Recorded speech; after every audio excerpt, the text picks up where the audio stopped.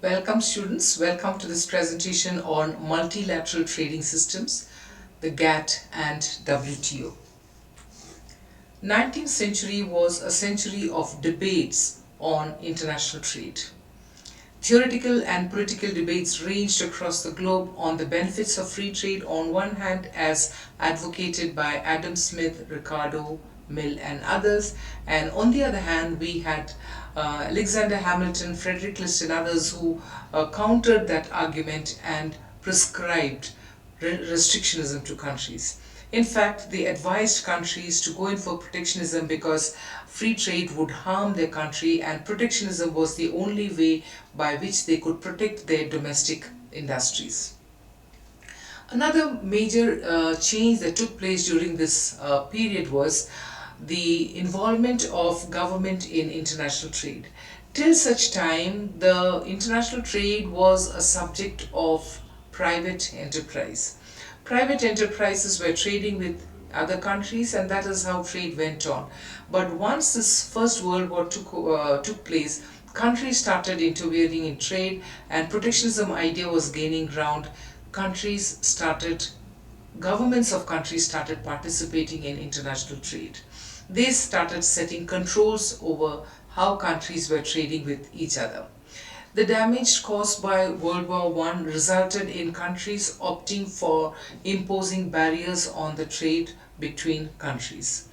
And these barriers started in Europe in the 1920s, followed swiftly by other countries. And governments were blaming each other's government, saying that they provoked this country to go in for imposing trade barriers. Thus, the governments of all countries believed that imposing tariffs and restricting trade was the way out from the kind of economic discomfort these countries were facing.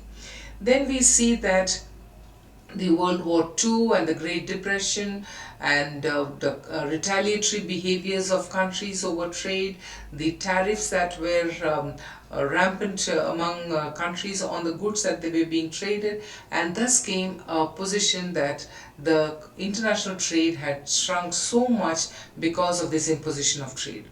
Governments started believing that countries were doing really finding it really difficult to trade with others because of the kind of barriers that were imposed on trade. The question is, did countries learn anything from this kind of a retaliatory behavior in trade? Seemingly, yes. What kind of lessons did they learn? One of the very important lessons that they learned was market forces cannot be left unfettered in the area of international trade. Each country is guided by self-interest and the markets in those countries are guided by self-interest. This need not be good for all the participating countries.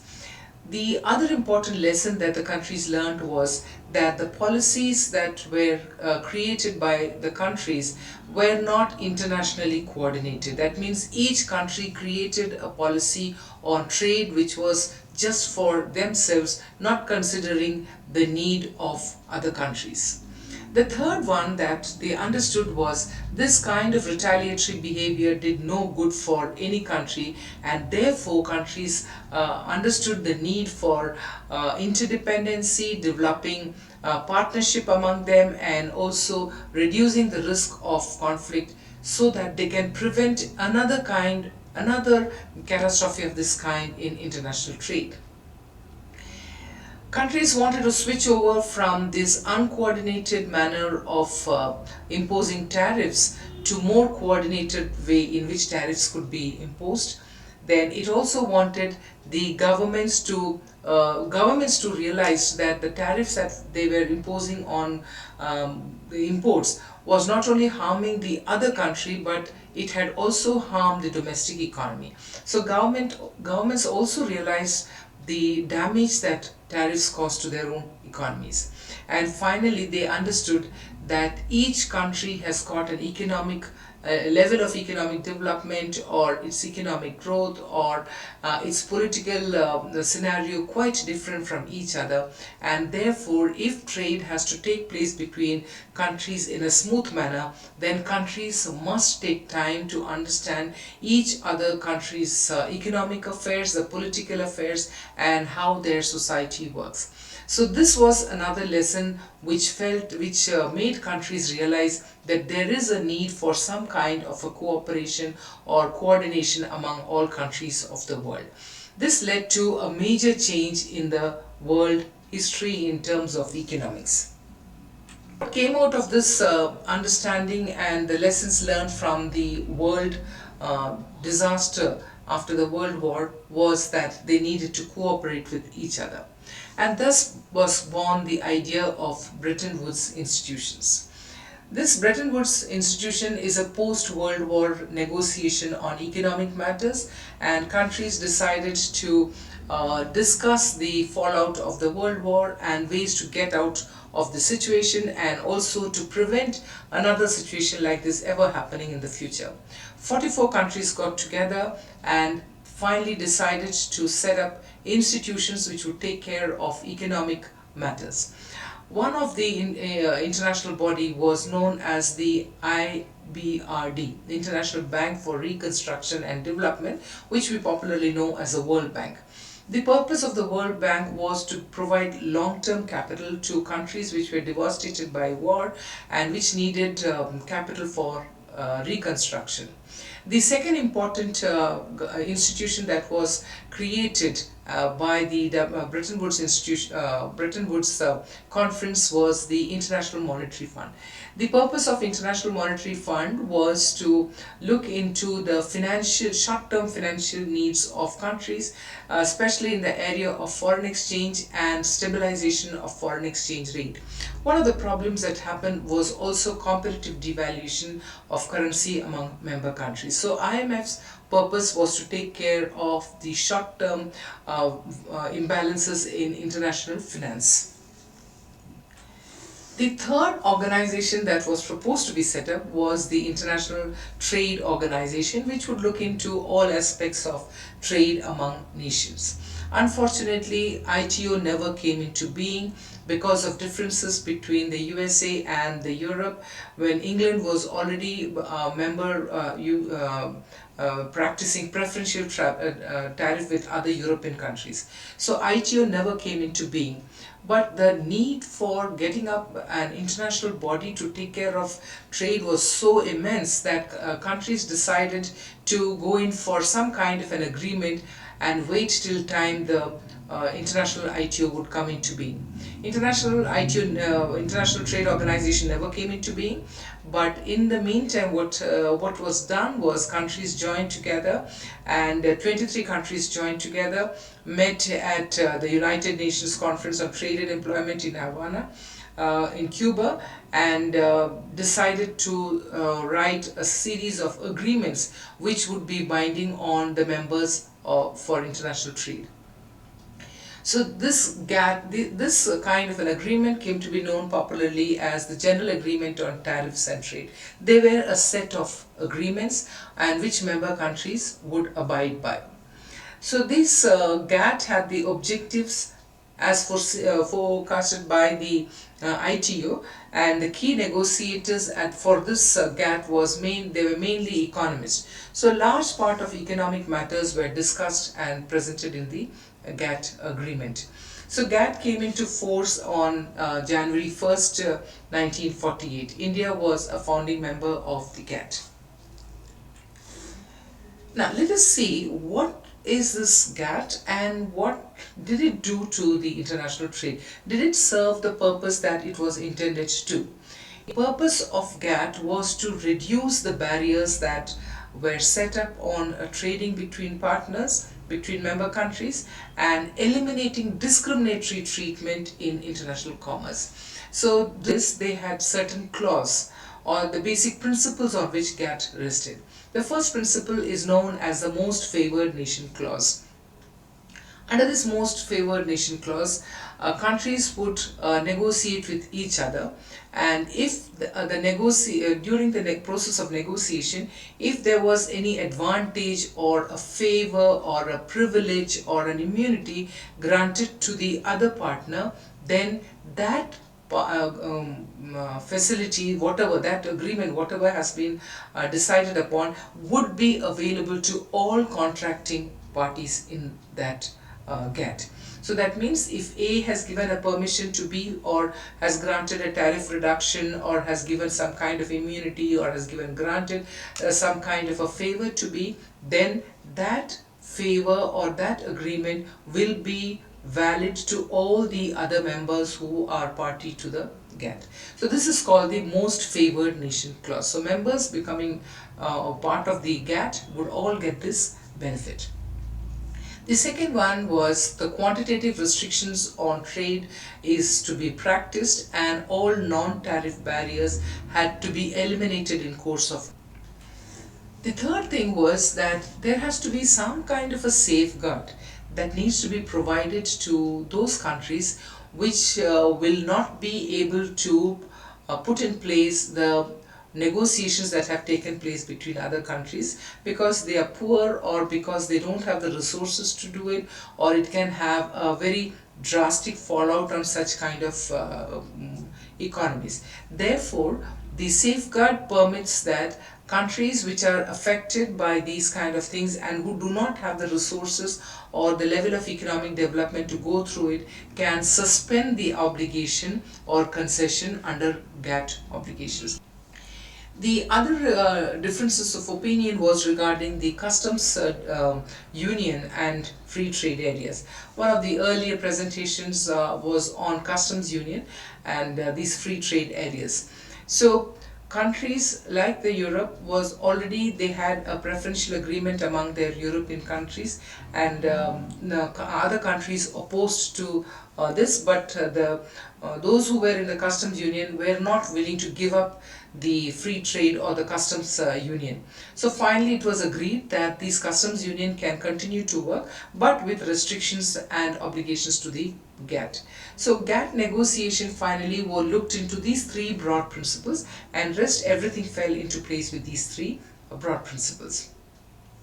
GATT negotiation worked on two tracks, and first one was the GATT or the agreements itself, and the second was the actual tariff reduction once GATT came into being. This action of reducing the tariff on goods resulted in what was called as rounds under the GATT. So GATT had several rounds, or these rounds were known as bilateral rounds, and these were from the bilateral trade negotiations that used to take place between two countries, and that application to all the countries became multilateral in nature. So these GATT rounds were, there are 8 rounds of GATT, and each round had a particular place in where it was conducted, the negotiations were conducted. Then we also have the year or the years during which this negotiation took place. Some of these have taken longer time than usual, and then what were the issues that were handled during those negotiations, and finally what was the number of countries who participated in those rounds. So you can see from the small table here, Geneva Round was in 1947, the purpose was to reduce tariff, and 23 countries participated in it. And then you can see the Kennedy Round, which was the 6th round, and this 6th round, till the 5th round, we find the countries were negotiating on reducing tariff. It has taken that many years, from 1947 to 1962, to focus only on reducing the tariff. But in the 6th round, in the Kennedy Round, Geneva, 1963 to 67, for a longer period also we find countries negotiating. But this time, besides the tariff, they were also examining anti-dumping that was taking place between countries. So 62 countries participated in that particular round. Then this led to the next round, which is called the Tokyo Round, or the round which looked not only at tariff, but it also looked at non-tariff barriers, which was one of the objectives or one of the principles of GATT. In this, 102 countries participated. So you can see how countries with interest in solving the international trade issues met, discussed and negotiated on variety of issues that was acting as barriers to trade. Then the last of the round is known as the Uruguay Round, and this Uruguay Round was held in Punta del Este, and this had 123 members participating in that. Now this Uruguay round, the eighth round, the it was the most ambitious of the GATT round that we know of, and Sir Arthur Dunkel was the Director General of GATT at that time, and he found it extremely difficult to get all the nations agreeing to the various components of the Uruguay round, and countries were not willing to come to an agreement on all of it. Finally, Arthur Dunkel makes a draft, famously known as the Dunkel draft, and called it the take it or leave it draft. So it was left to the countries to agree to the draft or just leave that, because the negotiation had gone on for a very long time.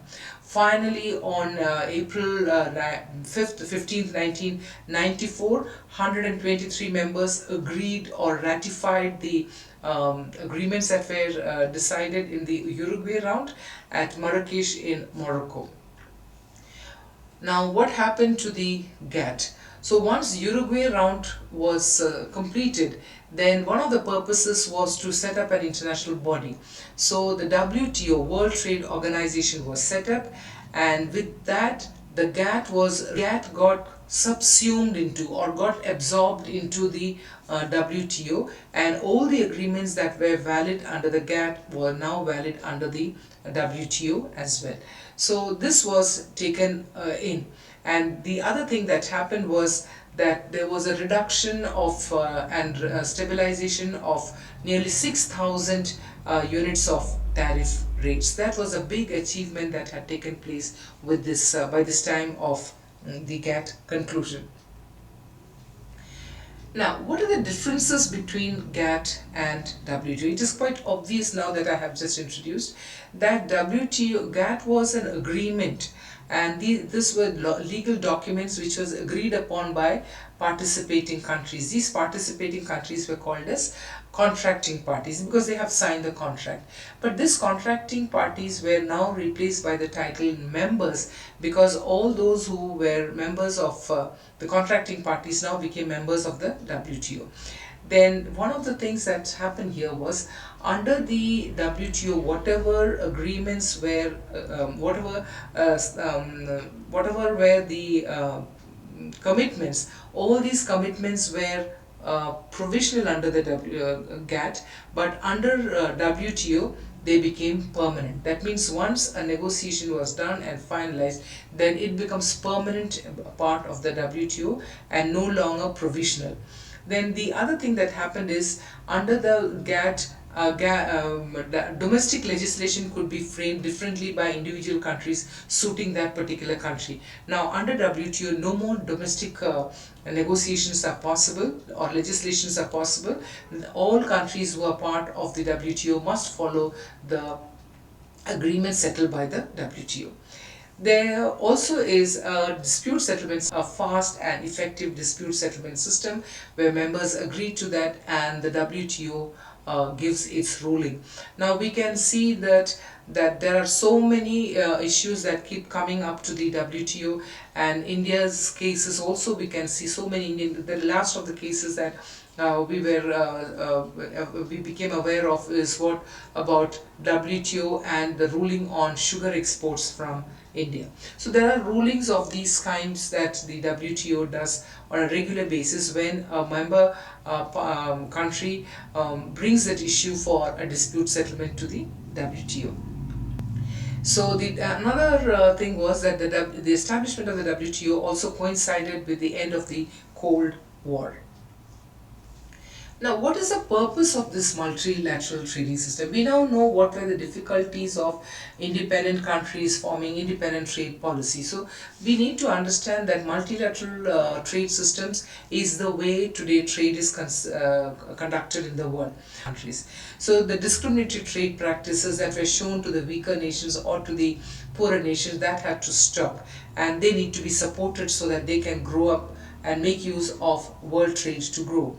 The other thing was that trade, this tariffs that were the way of imposing barriers to trade, must all these countries must also get access to that country.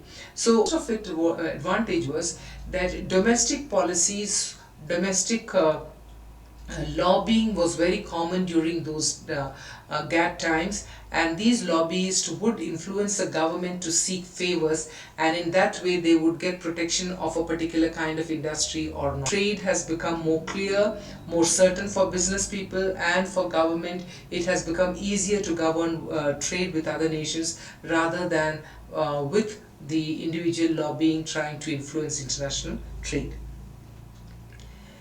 Now, the World Trade Organization has the structure where it meets once in 2 years at the ministerial conference where the member nations participate.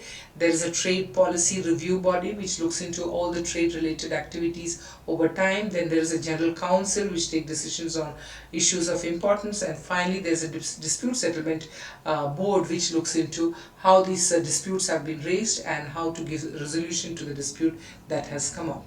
Under the trade policy, we also know that there is a committee which looks into the working or the working group, and then we have the Council for Trade in Goods, we have a Council for Trade in Intellectual Property Rights, there is a Council for Trade in Services, which is a new thing like the intellectual property rights, then Council for Investment Sector, and the trade negotiations. So these were the major areas which major branches of the WTO.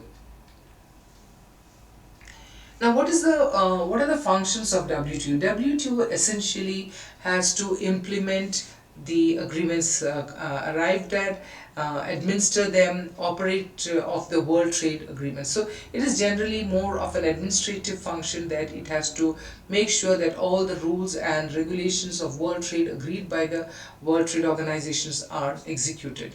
And it is a forum for trade negotiations. If a country wants to offer some trade benefits, or a country seeks for trade benefit, this is the forum for these kind of negotiations. It administers rules and processes related to dispute settlement. It increases the transparency of decision making process because members are involved in the decision making, and it ensures predictable, smooth and freer trade flows among nations. And technical support is given to developing countries who may need understanding and execution of the WTO programs. It also cooperates with the other international organizations like IMF and IPRD and other UN bodies in case of economic matters. These bodies also participate in that. Now, what is the nature of WTO and its functioning?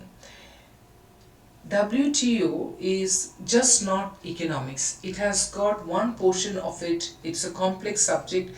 It has got three different areas of theory and practice. On one hand, we have political science, and political science understands that countries are sovereign and they have to control each country will control their own destinies, and they have to be respected, including the form and norms of diplomacy, the protocols, the treaties and conferences that each country has. So in international trade, one of the problems was that countries were never sensitive to the other country's politics. So WTO actually has a good set of subject relating to political science. Now, the other important area where WTO incorporates is that of international law. The best way, what is the best way to govern sovereignty? The best way to govern sovereignty is to get into binding agreements with other member nations. So other subject that we know of is economics and the WTO. Economics as a field of study emerged more than two millennia after the Greeks' scientific study of history and politics. But economics grew very rapidly, and quickly the economists devised the core ideas of their discipline, formed theories and arguments for trade, and applied them in multilateral trade agreements. So once this had happened, economics had found a place in international trade. Policymakers took advantage of this international division of labor. They understood that the division of labor which Smith had advocated was good to understand this international trade, and the labor based on comparative advantage answered many of the problems that were arising in international trade, and the economies of scale of production and these other tools and methods of economics was neatly applied into the WTO. Now, who are the members of WTO? The WTO has 164 members as of 29 July 2016, and it has also got 25 observer governments. Then since 1995, about 607 disputes have been brought to the WTO. That means out of the 607 disputes that were brought into the WTO, 315 rulings have been issued and countries have accepted the ruling. That means the dispute settlement has been effective, and as trade increases, more disputes would come, but now there is a good mechanism to settle these disputes. India was a founding member of the GATT in 1948 and has been a member of the WTO since 1st January 1995. China, one of the founding members of GATT, but withdrew its membership in 1986, nearly 40 years after being a member of the GATT. China withdrew the membership, and finally it applied for becoming a member again into the WTO, became a member in 2001, and China has benefited immensely from becoming a member to this WTO. It is the 143rd member. Now, what are the benefits of setting up the WTO and the GATT through the entire gamut of changes that were brought in? One of the things is that we understand everything in our lives are affected by trade policies. Poverty, growth, production, technology changes, all of it. So if you look at the watch the earlier video on gains of trade, I will give the link in the description box. That we can see what kind of advantages countries gain from trade. As consumers, the prices of food, clothing, necessities, luxuries, all sorts of household goods, books, music, movies, telephone, travel, services, and so on. Everything is affected by the trade policies. Now today we can also consume fruits, flowers and vegetables that do not grow in the country, but that are considered to be exotic, but today they are available across the world. Cut flowers are available in any part of the world, and as such consumers enjoy a much greater choice than what was ever before in international trade. Economically, if we look at WTO and multilateral arrangements, we now understand that economics has the cost of production has reduced from what it was earlier. They say that the price of clothing has reduced so much so from the trade that was taking place earlier, because today it can be produced at a much cheaper price in the developing countries than being produced in the developed nations. So there was a cut in the cost of production, and there was a potential for increasing jobs because there is a large scale of production in the international trade. Economically also, we find that the businessmen have more certainty, there is more clarity about the business that has to be done, because once an agreement is finalized, then all the countries will abide by those things, so they can plan their business. And also it has increased the incomes and employment of people who are affected by these trade policies. Finally, governments have benefited because they do not have to succumb to the lobbies that are influencing them on international trade, because they now have a policy which is set by the international trade body, and governments have to follow that. That has been something which has made governance of international trade for countries easier than before.